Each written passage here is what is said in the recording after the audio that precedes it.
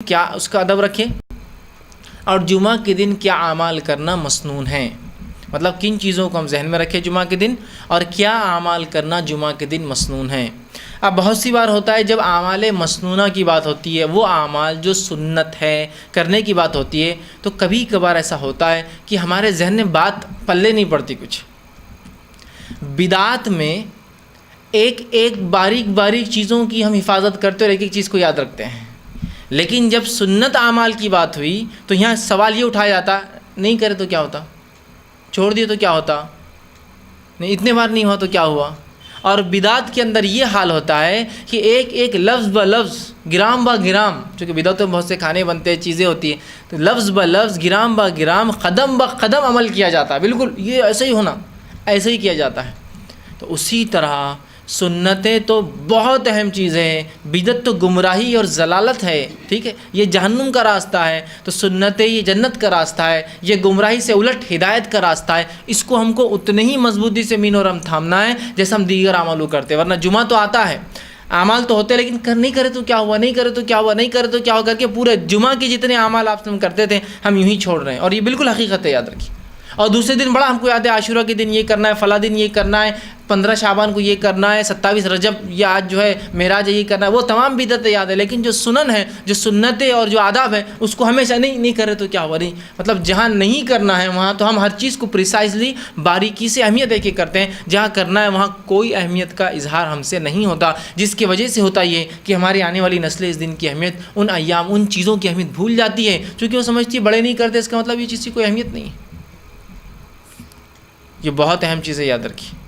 اور صحابہ ایسے ہی اس کو تھامتے تھے۔ عبداللہ ابن عمر رضی اللہ عنہما کے تعلق سے آتا ہے کہ جب آپ حج کو جاتے تو وہ تمام اعمال کرتے جو آپ نے اللہ کے رسول صلی اللہ علیہ وسلم کو کرتے ہوئے دیکھا تھا۔ ابو داؤد کی یا ابن ماجہ کی اور نسائی کی روایتوں میں آتا ہے کہ ایک مرتبہ عبداللہ ابن عمر رضی اللہ عنہما جو حج کے لیے نکلے، جب حج سے واپس آنے لگے تو ایک جگہ اونٹ کو بٹھا دیا، ساتھ میں جو لوگ تھے انہوں نے بھی اپنے اونٹ بٹھا دی، یہ سوچا کہ شاید عبداللہ اب نماز پڑھ لیں گے، قصر کریں گے، جمع کریں گے نمازوں کو،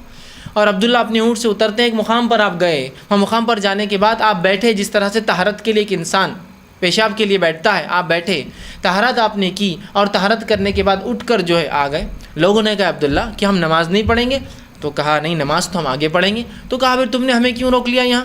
جب کہ تم وہاں گئے اور جیسے طہارت کے لیے لوگ بیٹھتے ویسا بیٹھے اور کچھ بھی نہیں کیا۔ تو کہا میں اللہ کے رسول صلی اللہ علیہ وسلم کے ساتھ حج پر نکلا تھا، نبی اکرم صلی اللہ علیہ وسلم یہیں رکے تھے، آپ اتر کر اس مقام پر آپ نے طہارت کی تھی، حالانکہ مجھے طہارت نہیں آئی تھی، لیکن پھر بھی میں نے چاہا کہ میں بھی وہ عمل کر لوں جو اللہ کے رسول کرتے ہو دیکھا، تو صرف گئے، بیٹھ کر اٹھ گئے، ہے نا۔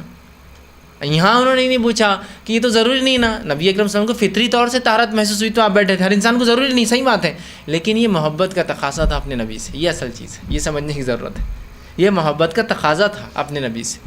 یہ سمجھنے کی ضرورت ہے۔ اسی طرح آپ اسی سفر پر آگے چلے، لوگ آپ کے پیچھے چلے، آپ ایک مقام پر گئے اور اپنی اونٹنی کو گول گھمایا، بالکل پورا گول گھما کر واپس اسی سمت میں لے گئے، مطلب اونٹنی اگر یہ سمت میں جا رہی تھی، آپ نے اس کو پورا 360 ڈگری میں گھمایا اور پھر اسی سمت لے گئے۔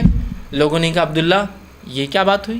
کہ تم نے اپنی اونٹنی کو جو سیدھی چل رہی تھی پورا گول سرکل میں گھمایا اور پھر سیدھے لے گئے، سیدھے بھی چل سکتے تھے۔ کہا کہ میں نے اللہ کے رسول صلی اللہ علیہ وسلم کے ساتھ حج کیا تھا اور آپ کی اونٹنی اس مقام پر آ کر چکر کھا گئی تھی اور ایسی کی تھی، تو میں نے بھی سوچا اپنی اونٹنی کو کروں، اور آپ نے بھی اپنی اونٹنی کو پورا 360 گول گھما کر واپس لے گئے۔ رسول اللہ کی اونٹنی چکر کھا گئی تھی، تو چکر کھانے کی وجہ سے وہ گھوم گئی تھی اور گھوم کے بیٹھ کر پھر اٹھی تھی، عبداللہ نے بھی اپنی اونٹنی کو گول گھمایا، بٹھایا، اٹھا کر پھر لے گئے۔ سمجھ رہے ہیں آپ بات کو؟ تو ہم ہوتا یہ ہے کہ جب بدعتوں کی بات ہوتی ہے تو بہت ایک ایک چیز بالکل جیسی ہونا چاہیے، جبکہ وہ بدعت ہے، اس کا کوئی شرعی کوئی اس کا مقام نہیں ہے، لیکن سنت نہیں کرے تو کیا ہوا، سورہ کہف نہیں پڑھے تو کیا ہوا، ناخن نہیں کاٹے تو کیا ہوا، مجھ کے بال اس دن تراشے نہیں تو کیا ہوا، عطر نہیں لگائے تو کیا ہوا، تیل نہیں لگا تو کیا ہوا، نہیں نہائے تو، بس ہر چیز کو نہیں کر کے پوری سنتیں ختم کرتے، اور بدعت میں ہر چیز پریسائزلی باریک چیزوں کو ہم کرتے ہیں۔ تو آئیے جمعہ کی فضیلت دیکھنے کے بعد